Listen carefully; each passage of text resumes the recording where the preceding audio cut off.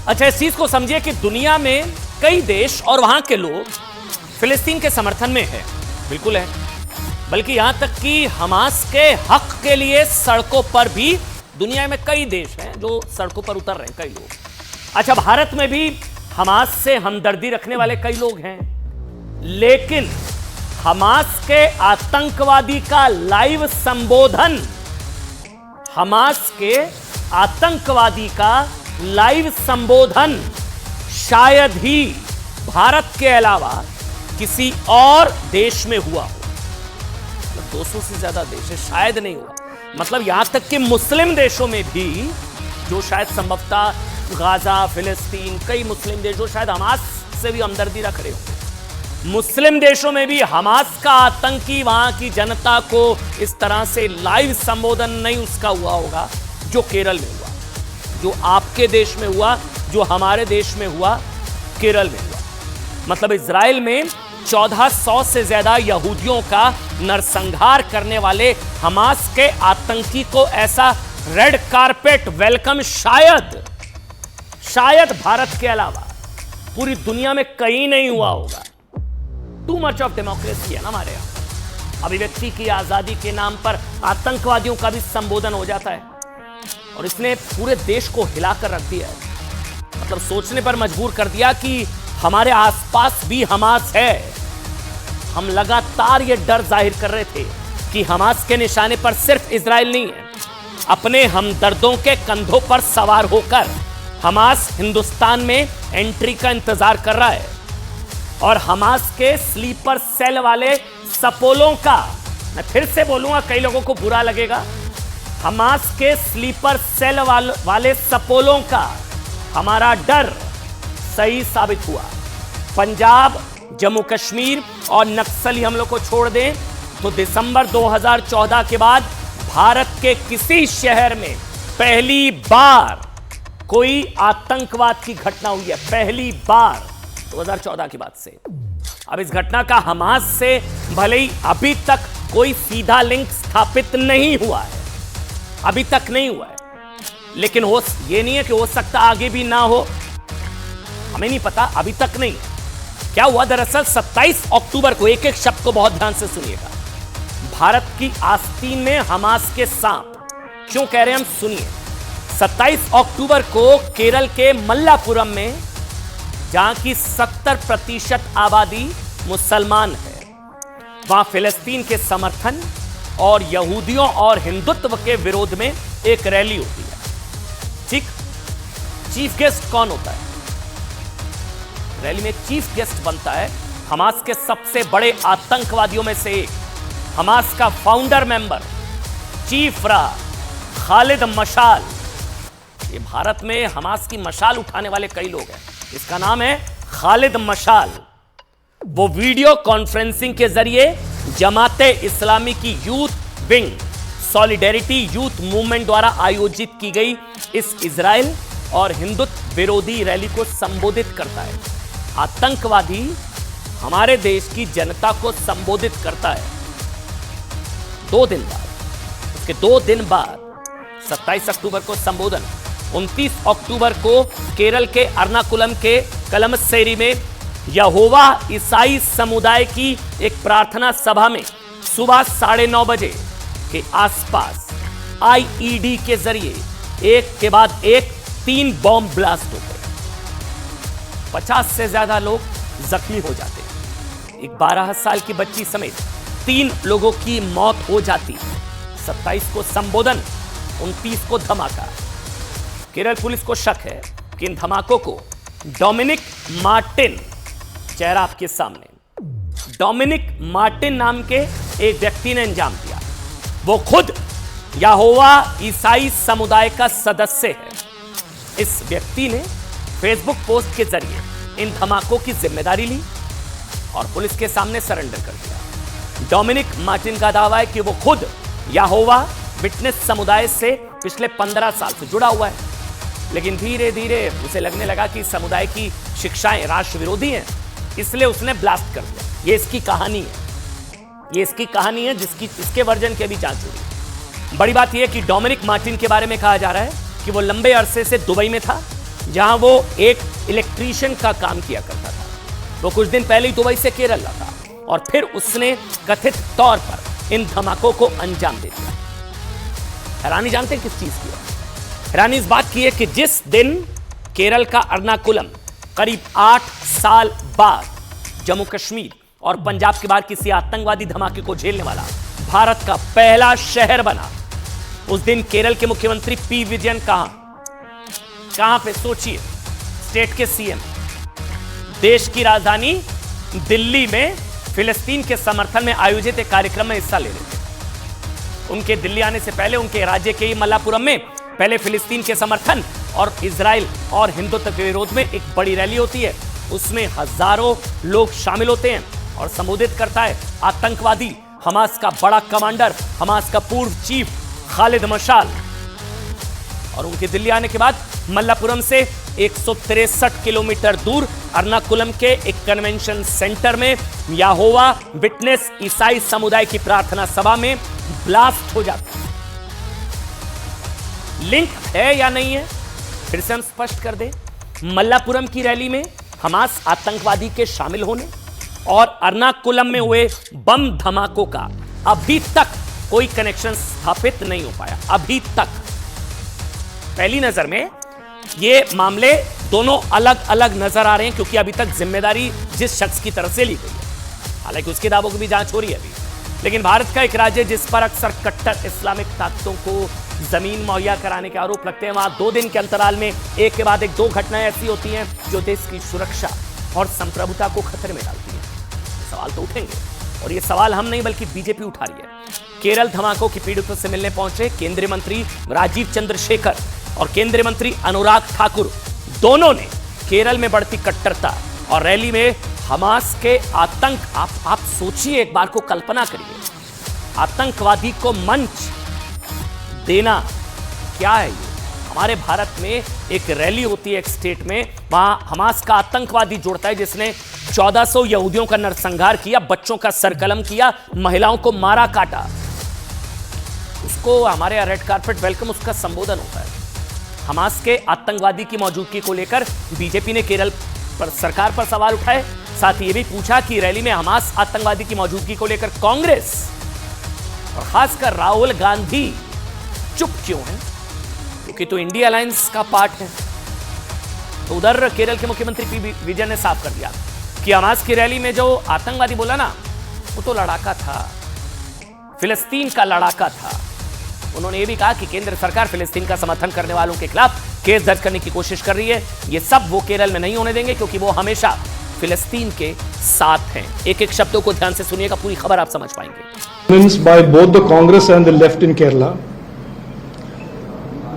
and I said this in the context of the Hamas chief being given an opportunity with no intervention by the government of Kerala or indeed the Kerala police to address a large gathering of youth. When an organization like Hamas is allowed to preach hatred and jihad in Kerala, it is free speech, but we are communal, we are the Vargiyavadi. जहां के सांसद श्रीमान राहुल गांधी हैं जिस राज्य से, उनका कुछ ना बोलना इनकी चुप्पी साफ दिखाती है। कांग्रेस चुपचाप इनको समर्थन कर रही है। अब वहां पर बम धमाके होते हैं, निर्दोष लोगों की जान जाती है, भारत में बवाल खड़ा करने की बात की जाती है। आखिर ये कौन लोग हैं जो बाहर से यहाँ पर फसाद करवाना चाहते हैं? അത് കേരളത്തിൽ നടക്കില്ല. പാലസ്തീൻ്റെ കൂടെയാണ് നമ്മൾ എല്ലാ കാലത്തും നിന്നിട്ടുള്ളത്, രാജ്യം നിന്നിട്ടുള്ളത്. അതിൽ നിന്നാണ് ഇപ്പോൾ മാറിപ്പോയിട്ടുള്ളത്. അത് വേറൊരു ഭാഗം, ഞാനിപ്പോൾ അതിലേക്കല്ലല്ലോ നമ്മളിപ്പോൾ കൂടുതലായിട്ട് പോകേണ്ടത്. പക്ഷേ ആ ഒരു മാനസികാവസ്ഥ വെച്ചുകൊണ്ടാണ് ഇതിനെക്കുറിച്ച് പറയുന്നത്. ഇതിൽ സാധാരണഗതിയിൽ ചെയ്യാൻ പാടില്ലാത്ത എന്തെങ്കിലും നടന്നിട്ടുണ്ടെങ്കിൽ അത് പോലീസ് പരിശോധിക്കുകയും നടപടികൾ എടുക്കുകയും ചെയ്യും. അത്ര മാത്രമേ അതിൽ കാണേണ്ടതായിട്ടുള്ളൂ. तो आप अपने आप से सवाल पूछिए, आतंकवादी को मंच, तुष्टीकरण के लिए इतना बड़ा प्रपंच। मतलब हम लोग कहते हैं ना कि हमास तो बहुत दूर है भाई, हमसे 4-4.5 हज़ार किलोमीटर दूर बैठे हैं वो लोग। ऐसा नहीं है भाई साहब, हमारे आसपास हमास है। आपको बस एहसास करने की ज़रूरत है, और हमास का एहसास होगा आपको। आसपास हमास का एहसास होगा। ये लोग जो केरल में बैठकर हमास के आतंकवादी का भाषण सुन रहे हैं, ये सारे पोटेंशियल थ्रेट हैं सोसाइटी के लिए। अब देखिए, एर्नाकुलम मामले की जांच एनआईए और एनएसजी भी कर रही है। हम लोग के कथित आरोपी डोमिनिक मार्टिन के बारे में जो दावा केरल पुलिस कर रही है, उससे लेकर राष्ट्रीय जांच एजेंसियों की तरफ से अभी तक कुछ भी नहीं कहा गया, अभी कुछ कंफर्म नहीं है। हालांकि कनेक्शन स्थापित अभी नहीं हुआ है। केरल पुलिस भी इतना ही कह रही है कि भाई इस व्यक्ति के दावों की जांच की जा रही है। पर बड़ी बात यह है कि जिस पैमाने पर यह ब्लास्ट हुए, उन्हें किसी एक व्यक्ति के लिए अपने दम पर अंजाम देना आसान बात नहीं है। राष्ट्रीय एजेंसियां इस बात की भी जांच कर रही हैं कि कहीं इन धमाकों के पीछे कोई और तो नहीं था। अब सुनिए जो बताने जा रहा हूं। न्यूज 18 इंडिया को सूत्रों के हवाले से जो जानकारी मिली है, उसके मुताबिक बम धमाकों में इस्तेमाल हर एक बम को बनाने के लिए करीब 5 लीटर पेट्रोल और प्लास्टिक के पाउचेस का इस्तेमाल किया गया। आईईडी यानी कि इम्प्रोवाइज्ड एक्सप्लोसिव डिवाइस को पैक करने के लिए जूट के थैले का इस्तेमाल हुआ। बमों को ट्रिगर करने के लिए रेडियो फ्रीक्वेंसी की मदद ली गई। करंट पहुंचाने के लिए मोबाइल से कॉल, मतलब ठीक वैसे जैसे आप लोग देखते हो ना कई फिल्मों में जिस तरह से कभी कभी होता है। और बमों में इलेक्ट्रॉनिक सर्किट लगे होने की बात भी सामने आई है। अभी अकेला कर लेगा सब कुछ। इन बमों को जूट के थैलों में बंद करके जानबूझकर कुर्सियों के नीचे रखा गया था, जो कपड़ों से ढकी थी, ताकि आग ज्यादा से ज्यादा फैले। प्लास्टिक की कुर्सियों के नीचे बम इसलिए नहीं रखे गए क्योंकि ऐसा करने से धमाकों के बाद प्लास्टिक की कुर्सियां पिघल जाती और आग फैल नहीं पाती। धमाका करने वालों का इरादा पूरे कन्वेंशन सेंटर को जलाकर राख कर देने का था। अब आप सोचिए एक बार को, उस जगह पर यहोवा ईसाई समुदाय के करीब 2000 लोग मौजूद थे, और अगर आतंकवादी अपने मंसूबों में कामयाब हो जाते, पूरे प्रार्थना गृह को आग के हवाले करने में सफल हो जाते, तो कितनी जाने जा सकती थी। इसलिए शक जाहिर किया जा रहा है कि यह धमाका किसी अकेले आदमी की हरकत नहीं है, बल्कि ये किसी बड़े आतंकवादी संगठन की साजिश भी हो सकती है। बीजेपी की तरफ से दो बातों को 27 और 29 को जोड़ा जा रहा है। 27 को संबोधन, 29 को धमाका। हालांकि अभी तक कोई इशारों में जोड़ने की कोशिश, लेकिन सीधा कनेक्शन अब तक साबित नहीं हो पा रहा है। अब यहां से थोड़ी देर के लिए शक की सुई केरल में हमास की एंट्री की तरफ भी घूमती है। अच्छा, हमास की एंट्री तो हो ही चुकी है, हमास का आतंकवादी संबोधित कर रहा है, मतलब क्योंकि कुछ लोग आशंका जता रहे हैं कि धमाकों का मकसद केरल में रहने वाले यहूदियों के बीच डर फैलाना भी हो सकता है। केरल में मुट्ठी भर यहूदी भी नहीं रहते, लेकिन जिस कोच्चि से कुछ किलोमीटर दूर ये ब्लास्ट हुए ना, वहां यहूदियों की एक छोटी सी आबादी रहती है, जिनकी आबादी भले 50-60 के आसपास है, लेकिन ये माना जाता है कि कोच्चि के यहूदी भारत में सबसे पहले आकर बसे यहूदियों में से एक है। मैसेजिंग सोचिए आप, क्या ये हो सकती है, हमें नहीं पता। मतलब जो 12वीं शताब्दी या उससे थोड़ा पहले यहां आकर बसे, सबसे पहले भारत में यहूदियों पर मंडराते हुए खतरे को देखते हुए राष्ट्रीय जांच एजेंसियों ने एर्नाकुलम की घटना के बाद देश भर में चर्चों और यहूदियों के प्रार्थना घरों के आसपास सुरक्षा बढ़ाने के लिए हाई अलर्ट जारी कर दिया है। और सबसे बड़ी बात यह कि भारत में, अब सुनिए, भारत में इजराइल के काउंसिल जनरल ने केरल में हुए धमाकों से पहले मल्लापुरम की रैली में हमास आतंकवादी के दिखाई देने पर शक जाहिर किया है। इस चीज को बहुत ध्यान से समझिए। हालांकि 27 अक्टूबर के दिन हमास आतंकवादी का केरल की जनता को संबोधन, और उसके बाद केरल में जो ब्लास्ट हुए 3, जिसमें 3 लोगों के मारे जाने की पुष्टि हो चुकी है, उसका सीधा कनेक्शन अब तक सामने नहीं आ पाया। डोमिनिक मार्टिन की तरफ से हमले की जिम्मेदारी ली गई है, लेकिन अभी तक इसको पूर्णतः पुष्टि भी नहीं की जा रही है। हालांकि उसके दावे की भी जांच की जा रही है। वैसे इजराइल के काउंसिल जनरल का जो कह रहे हैं कि आतंकवादी का संबोधन और उसके बाद ये, लेकिन भारत की सुरक्षा एजेंसियां भी अब भारत में हमास समर्थकों पर कार्रवाई की तैयारी भी जुट गई है। लेकिन एक काम करिए, आप काउंसिल जनरल को एक बार सुन लीजिए, एक एक शब्द को ध्यान से सुनिएगा। इजराइल के काउंसिल जनरल, हमास के आतंकवादी का संबोधन और फिर आतंकवादी हमला, क्या कोई कनेक्शन है क्या? सुनिए इजराइल के काउंसिल जनरल को। First of all, I tell you, I've heard what Khaled Mashal said in front of a big sign, which was uproot a bulldozer in Dutfa. That's something which is disgusting. But I tell you more than that. What we're expecting from India is something very, very clear, and I hope that they will do it, I think, to put Hamas in the list of the terrorist organization. because what you see, what you hear in Kerala, this is something that you have to lit a red light. अच्छा, जिन्हें केरल की वो the Kerala story ISIS वाली पर भरोसा नहीं था ना, उन्हें केरल की द हमास स्टोरी पर शायद इसलिए भरोसा होगा क्योंकि जब ये लाइव संबोधन आतंकवादी कर रहा था ना, तो वो हिंदुत्व के भी खिलाफ था, बुलडोजर वाले हिंदुत्व के खिलाफ। जी हाँ, बुलडोजर वाले हिंदुत्व के खिलाफ, इरेडिकेट हिंदुत्व, इन सब के बैनर तले ये पूरा मंच और प्रपंच चल रहा था। हिंदुत्व के खिलाफ हमास का आतंकी वहां से जुड़ रहा है, मतलब आपने, लेकिन हमास के ये इजराइल के काउंसिल जनरल जो कह रहे हैं वो आपने सुना। लेकिन भारत की सुरक्षा एजेंसियां भी अब भारत में हमास समर्थकों पर कार्रवाई की तैयारी में जुट गई है। सुरक्षा एजेंसियों का मानना है कि भारत में ज्यादातर हमास समर्थक ISIS के स्लीपर सेल के सदस्य हैं। आसपास हमास।